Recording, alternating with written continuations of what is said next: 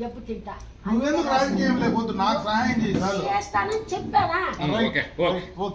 మన స్కూల్లో 360 మంది సెలెక్ట్ అయ్యారు. ఎట్లయినా మన కాలేజీ చదువుకున్న వాళ్ళంతా మంచి ఇండస్ట్రీలు పెట్టుకుంటారు. బిల్లుల్లో వాళ్ళంతా 40 ఫ్యాక్టరీలు ఇస్తే 7,000 5 భోజనాలు పెట్టి 360 మందిని ఒకేసారి సెలెక్ట్ చేపిస్తే బీసీఆర్ డిగ్రీ కాలేజీ. నా కాలేజీ కింద పడకూడదు, అట్లా చేపిస్తాను. అంతేగాని వెనకాల మాత్రం మనం చెయ్యబ్బా, ఉంటే నేరుగా చెప్పేస్తాను. నేరుగా చెప్పేస్తాను. ఎక్కువ రావాలా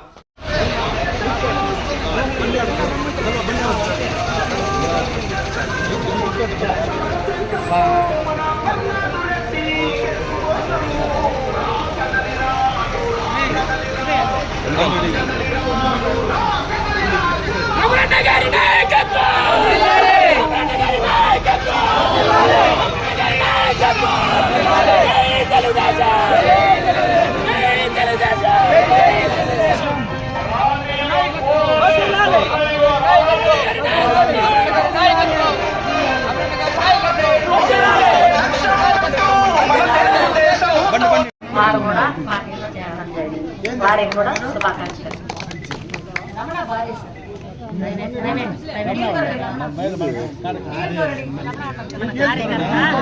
ప్రైవేట్ లో వర్క్ చేస్తున్నారు.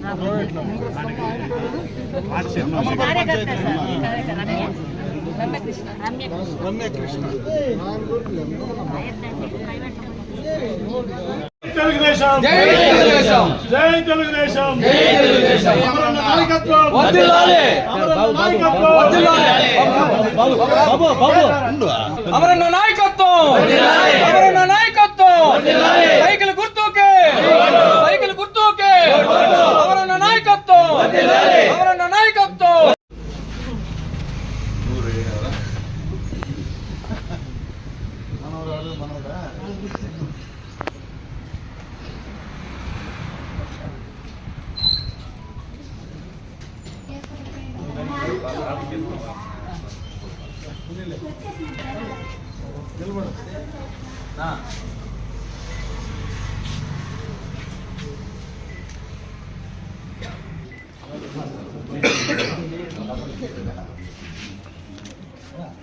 జగదీష్ ఉన్నాడు రెడ్డి ఫోన్ చేయకుండా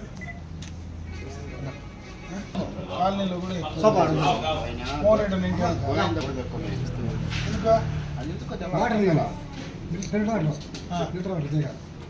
ఎందుకు అది మాట్లాడదామని నేను ఇప్పుడు వచ్చింది. లేదు, నేను నన్నే ఇచ్చేయమని చెప్పింది. కొంచెం ఇదిగా మాట్లాడు, గోవింద పేద ఇదిగా మాట్లాడితే అన్న ఇచ్చేయమని నువ్వు ఇచ్చారు అబ్బాయి కదా. నువ్వు ఇచ్చేది ఎంత? 5 రూపాయలు క్యాన్కి. అది కూలే ఇచ్చేది మనం. 5 రూపాయలు కూడా 5 రూపాయలే మనం ఇచ్చేది. అది సమస్య ఎక్కువగా ఉంది. మమ్మల్ని కూడా కోరుకుంటూ మళ్ళీ ఒకసారి, ఎందుకంటే ఈరోజు ఎన్నికల్లో తక్కువ సమయం ఉంది, ఈ యొక్క గ్రామ పంచాయతీలో ప్రతి ఇంటింటికి కూడా నేను వచ్చి తిరిగి వెళ్ళినటువంటి సందర్భాన్ని కూడా ఒకసారి గుర్తు చేస్తూ, మీరు అందరూ కూడా దయచేసి నా తరఫున ఈ ఎన్నికల్లో ఈ యొక్క 10 రోజులు కష్టపడి పనిచేయండి. నేను 5 సంవత్సరాలు ఖచ్చితంగా మీకోసం పనిచేయడానికి నేను సిద్ధంగా ఉన్నా. అదేవిధంగా రేపు రాబోయే కాలంలో ఈ గ్రామ పంచాయతీకి సంబంధించి గతంలో మనం శాంక్షన్ చేసినటువంటి కార్యక్రమాలు కుంటుబడినవన్నీ కూడా తప్పనిసరిగా వాటిని పూర్తి చేసి మీకు అందివ్వడానికి నా వంతు నేను పనిచేస్తాను. ఎప్పుడు మీకు ఏ అవసరం వచ్చినా నేను పలమనేరులో మీకు అందుబాటులో ఉండే వ్యక్తినే. నేరుగా డైరెక్ట్గా కూడా నాతో వచ్చి ఎవరైనా కూడా మాట్లాడవచ్చు, నేరుగా నాతో కలవచ్చు. మీకు ఉండేటువంటి సమస్యలు ఏదైనా డైరెక్ట్గా నాకు చెప్తే వాటిని అన్నింటినీ కూడా పూర్తి స్థాయిలో మీకు చేసి ఇవ్వడానికి నేను సిద్ధంగా ఉంటానని చెప్పి మరొకసారి మీ అందరూ కూడా తెలియజేసుకుంటూ, ఈ ఎన్నికల్లో తెలుగుదేశం పార్టీ గుర్తు సైకిల్ గుర్తు, అదేవిధంగా పార్లమెంటు అభ్యర్థిగా దగ్గుమల ప్రసాదరావు గారు కూడా ఈరోజు ఎన్నికల్లో పోటీ చేస్తూ ఉన్నాడు. ఒక చదువుకున్నటువంటి వ్యక్తి, మరి ఐఆర్ఎస్ చదివి వాలంటీర్ రిటైర్మెంట్ తీసుకున్నటువంటి వ్యక్తి. అతని వల్ల మనకు ఢిల్లీలో కానీ కేంద్రంలో కానీ ఏదైనా మాట్లాడాలంటే మంచి అవకాశాలు ఉంటాయి. గత ఎన్నికల్లో మనము ఓటేసి గెలిపించినటువంటి పార్లమెంట్ సభ్యుడు ముఖం కూడా కనీసం ఈరోజు ఎవరు చూసేటువంటి పరిస్థితి లేదనేది కూడా దయచేసి గమనించమంటా ఉండా. మనకు సంబంధించినటువంటి ఏ విషయం కూడా పార్లమెంట్లో ఈ రోజు దాకా కూడా మాట్లాడినటువంటి సందర్భం కూడా లేదు. కాబట్టి వాటిని దృష్టిలో పెట్టుకొని ఆయనకు కూడా సైకిల్ గుర్తు పైన ఓట్లేసి గెలిపించమని చెప్పి నేను మిమ్మల్ని కోరుకుంటున్నా. ఈరోజు కొంతమంది నా పేరుతోనే అమర్నాథ్ రెడ్డి పేరుతోనే ఇంక 2 నామినేషన్లు ఎక్స్ట్రా చేసినారు. అంటే అమర్నాథ్ రెడ్డి పేరు పెడితే 3 బాగా ఇస్తారని. అమర్నాథ్ రెడ్డి పేరుతో ఓట్లు పడవు, సైకిల్ గుర్తుకు ఓట్లు పడతాయి అనేటువంటి సింపుల్ లాజిక్ కూడా తెలుసుకోలేకుండా సునకానందం పొందేటువంటి కార్యక్రమాన్ని చేస్తూ ఉన్నారు. కాబట్టి సైకిల్ గుర్తు, తెలుగుదేశం పార్టీ ఈ ఎన్నికల్లో 2 ఓట్లు సైకిల్ కేసు గెలిపించండి. అదేవిధంగా జనసేనకు సంబంధించినటువంటి యువకులందరినీ కూడా నేను రిక్వెస్ట్ చేస్తా ఉన్నా, రేపు పోలింగ్ బూతుల్లో కానీ మీ భవిష్యత్తు కోసం ఖచ్చితంగా మీరందరూ కూడా కలిసి వచ్చి సైకిల్ గుర్తుకు ఓట్లేసి మీరందరూ కూడా పవన్ కళ్యాణ్ యొక్క ఆశయాలకు అనుగుణంగా చంద్రబాబు నాయుడు గారిని ముఖ్యమంత్రిని చేయడానికి మీరందరూ కూడా ముందుకు రావాలని చెప్పి మనస్ఫూర్తిగా మిమ్మల్ని అందరినీ కూడా కోరుకుంటూ సెలవు తీసుకుంటున్నా. జై హింద్, జై తెలుగుదేశం, జై జనసేన. తెలుగుదేశం పార్టీకి రావడం, అదేవిధంగా కమ్మనపల్లి గ్రామ పంచాయతీ నుంచి ప్రొఫెసర్ మునిరత్నమ్మ, అదేవిధంగా ఆమె కుమార్తె ఇద్దరు కూడా రమ్యకృష్ణ ఇద్దరు కూడా తెలుగుదేశం పార్టీలోకి రావడం, ఆది నుంచి కూడా వాళ్ళు తెలుగుదేశం పార్టీలో ఉద్యోగానికి పూర్వం తెలుగుదేశం పార్టీలోనే ఉన్నటువంటి కుటుంబాలుగా ఈరోజు పదవీ విరమణ అయిన తర్వాత మళ్ళీ ఈ పార్టీలోకి రావడం చాలా సంతోషం. మీరందరూ కూడా తెలుగుదేశం పార్టీకి కృషి చేయాలని మేము మిమ్మల్ని అందరినీ మనస్ఫూర్తిగా పార్టీలోకి ఆహ్వానిస్తూ రేపు భవిష్యత్తులో మనమందరం కూడా ఒక కుటుంబం లాగా మనం పనిచేసుకొని వెళ్లాలని, ఈరోజు ఈ ప్రభుత్వం చేసేటువంటి ప్రజా వ్యతిరేక విధానాలను కూడా ప్రజల్లోకి తీసుకెళ్లాలా.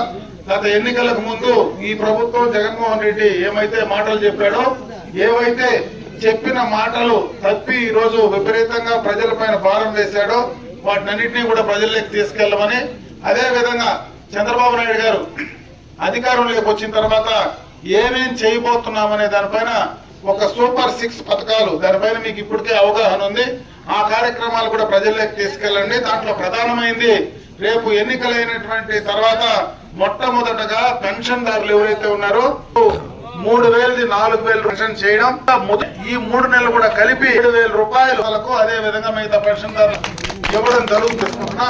ముఖ్యంగా మొదటి రేపు డిఎస్సి పైన చంద్రబాబు నాయుడు గారు సంతకం చేస్తారనేటువంటి విషయాన్ని కూడా యువకులకు తెలియజేసుకుంటూ, అదే విధంగా బీసీలకు సంబంధించి 50 సంవత్సరాలు పైబడినటువంటి మహిళలు ఉంటే వాళ్లకు కూడా పెన్షన్ ఇచ్చేటువంటి అవకాశం రేపు తెలుగుదేశం ప్రభుత్వం అధికారంలోకి వచ్చిన తర్వాత చేపడతామని, మహిళలకు ఆర్టీసీ బస్సులో ఉచితం గానీ 3 సిలిండర్లు ఉచితం గానీ, బీసీలకు రక్షణ చట్టం గానీ, యువతకు ఉపాధి అవకాశాలు గానీ అన్ని కార్యక్రమాలు బీసీ, ఎస్సీ, ఎస్టీ, మైనారిటీ వారందరికీ కూడా మరి అన్ని విధంగా ఆర్థికంగా సహాయపడేది కానీ, అదే విధంగా వాళ్ళ ఇంట్లో చదువుకునేటువంటి చిన్న బిడ్డలు ఉంటే ఇది వరకు గతంలో ఒక బిడ్డకే ఇచ్చేవాళ్ళు, అట్లా కాకుండా ఎంతమంది పిల్లలు ఉంటే అంతమందికి కూడా ప్రభుత్వం నుంచి రేపు డబ్బులు ఇచ్చేటువంటి కార్యక్రమం, రైతులకు రైతు భరోసా లాంటి కార్యక్రమం, చాలా కార్యక్రమాలు ఈ యొక్క తెలుగుదేశం పార్టీలో గత మేనిఫెస్టోలో రిలీజ్ చేయడం జరిగింది. ఈ రోజు మళ్ళీ ఉమ్మడి మేనిఫెస్టో కూడా రిలీజ్ చేయబోతున్నారు.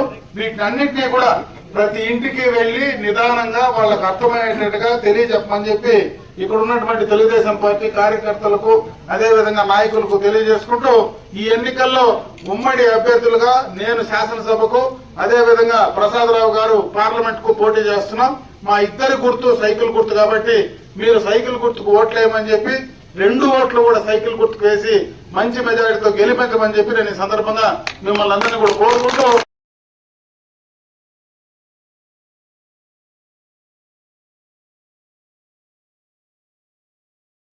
గ్రామ పంచాయతీ కొలమాసనపల్లి గ్రామంలో ప్రచార కార్యక్రమం ఇప్పుడు మనం మొదలు పెట్టడం జరిగింది. నేను 2-3 విషయాలు ఈ సందర్భంగా మీ అందరి దృష్టికి తెచ్చే ప్రయత్నం చేయబోతున్నా. ఈరోజు ఈ ఎన్నికల్లో మన ఆంధ్ర రాష్ట్రంలో గత 5 సంవత్సరాలుగా ఈ ప్రభుత్వం చేసినటువంటి ప్రజా వ్యతిరేక విధానాలు కానీ, అవినీతి కార్యక్రమాలు కానీ, అదేవిధంగా రైతులకు, ఎస్సీలకు, ఎస్టీలకు, బీసీలకు, మైనారిటీలకు అందరికీ కూడా న్యాయం చేసినటువంటి సందర్భం లేదు. గత ఎన్నికలకు ముందు జగన్ రెడ్డి నేను ఈ రాష్ట్రంలో మొత్తం కూడా నిత్యావసర వస్తువుల ధరలు తగ్గిస్తానన్నాడు. విపరీతంగా ధరలు 200% పెంచినటువంటి సందర్భాన్ని ఒకసారి గుర్తు చేస్తా ఉన్నా. మద్య నిషేధం చేస్తానన్నాడు. మద్య నిషేధాన్ని పూర్తిగా కూడా తూట్లు పడవడమే కాకుండా విపరీతంగా మద్యం రేట్లు పెంచి నాసి రకం మద్యంతో ప్రజల ఆరోగ్యంతో ప్రాణాలతో చెలగాటినటువంటి సందర్భాన్ని ఒకసారి గుర్తుకు తెస్తా ఉన్నా. నేను విద్యుత్ శక్తి ఛార్జీలే పెంచనన్నాడు. 9 సార్లు విద్యుత్ శక్తి ఛార్జీలు పెంచాడు. ఆర్టీసీ ఛార్జీలు పెంచాడు. రైతులకు, సెరికల్చర్ రైతులకు ఇవ్వాల్సినటువంటి ఇన్పుట్ సబ్సిడీ ఏదైతే ఇన్సెంటివ్ ఉందో 50 రూపాయలు, అదేవిధంగా వాళ్ళకి ఇవ్వాల్సినటువంటి అన్ని కార్యక్రమాలకు పూర్తిగా కూడా కట్ చేశాడు. కనీసం రైతులకు డ్రిప్ ఇరిగేషన్ పరికరాలు కూడా ఇచ్చేటువంటి పరిస్థితి ఈ ప్రభుత్వంలో ఈ 5 సంవత్సరాలు జరిగినటువంటి సందర్భం లేదు. అదేవిధంగా ఆస్తి పన్ను కానీ, రిజిస్ట్రేషన్ పన్ను కానీ, చెత్త పన్ను కానీ రకరకాలైనటువంటి పన్నులతో ప్రజల మీద భారం వేయడం జరిగింది. గత ఎన్నికలకు ముందు పక్క రాష్ట్రాలతో ధీటుగా డీజిల్, పెట్రోల్ ధరలు నేను సమాంతరంగా తగ్గిస్తానని చెప్పాడు. విపరీతంగా పక్క రాష్ట్రాలకు ఈ రోజుకి మనకు 13 రూపాయలు డీజిల్, పెట్రోల్కు సంబంధించినటువంటి ధరలు, గ్యాస్ ధరలు పెరిగాయి. అన్ని రకాల ప్రజలపైన భారం వేసినటువంటి పరిస్థితి జగన్మోహన్ రెడ్డి గారు చేయడం జరిగింది. ముఖ్యంగా యువకుల యొక్క భవిష్యత్తు అన్యాయం అయిపోయి వాళ్ళ భవిష్యత్తు ప్రమాదకరంలో పడినటువంటి సందర్భాన్ని కూడా ఒకసారి గుర్తు చేస్తా ఉన్నా. ఈ 5 సంవత్సరాల్లో రాజధాని, నేను అమరావతి రాజధాని కడతానని పూర్తిగా 3 రాజధానులు అని చెప్పి ప్రజలకు 3 నామాలు పెట్టినటువంటి సందర్భాన్ని ఒకసారి గుర్తు చేస్తా ఉన్నా. ఈరోజు పోలవరాన్ని కంప్లీట్ చేయలేనటువంటి పరిస్థితి జగన్మోహన్ రెడ్డి గారు అసెంబ్లీలో 2020, 2022, 2023 3 దఫాలు కూడా దాని గురించి చెప్పి ఈ రోజు దాకా కూడా పోలవరం కంప్లీట్ చేయని దాని వల్లనే ఈరోజు మనకు హంద్రీనివా కానీ రాయలసీమ ప్రాంతానికి సాగు, త్రాగునీరు అందనటువంటి పరిస్థితిని ఒకసారి గుర్తు చేస్తా ఉన్నా. ఇవన్నీ కూడా ఈ ప్రభుత్వం చేసినటువంటి కార్యక్రమాలు ప్రజల్లోకి తీసుకెళ్లాలా. అదేవిధంగా తెలుగుదేశం ప్రభుత్వం అధికారంలోకి వస్తే మనం ఏం చేయబోతాము అనేటువంటి కార్యక్రమాన్ని కూడా ప్రజల్లోకి తీసుకెళ్లాలా. గతంలోనూ మనం సూపర్ 6 పథకాలు ప్రజల్లోకి దాదాపు కూడా చెప్పడం జరిగింది. మరి ముఖ్యంగా పెన్షన్దారులకు రేపు ప్రభుత్వం అధికారంలోకి వచ్చిన వెంటనే 4,000 రూపాయలు పెన్షన్ ఇవ్వడమే కాకుండా మొదటి నెల ఈ 3 నెలలు కలిపి ప్రతి పెన్షన్దారునికి 7,000 రూపాయలు ఒకేసారి ఇస్తామని చెప్పి కూడా తెలుగుదేశం ప్రభుత్వం అనౌన్స్ చేయడం జరిగిందని చెప్పి సందర్భంగా తెలియజేసుకుంటున్నారు.